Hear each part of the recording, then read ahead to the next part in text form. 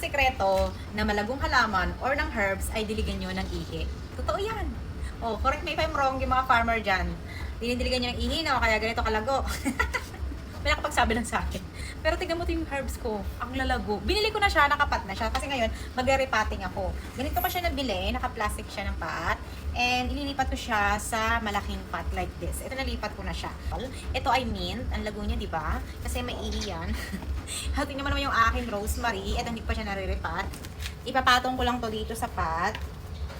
Na ibabaon ko lang siya ng naka-plastic. Kasi kapag tinanggal mo siya sa plastic, may tendency na masisira yung root, mamamatay siya. Kaya ang ginagawa ko, ganyan lang. And then, nilalagyan ko na lang siya ng adding na lupa sa mga gilid niya hanggang sa mag-settle siya.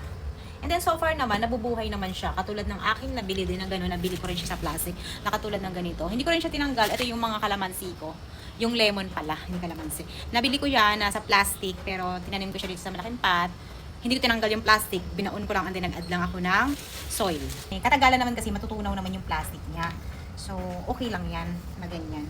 At least hindi siya mai-stress na tinanggal mo siya doon sa root. So, ganyan ang itsura niya pag niripat ko, pagka binili ko na naka-plastic pot.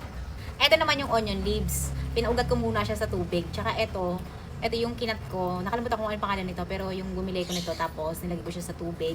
And then ito na siya ngayon, ita-transfer ko na siya sa pot kasi nagkaroon na siya ng ugat tsaka humaba na siya.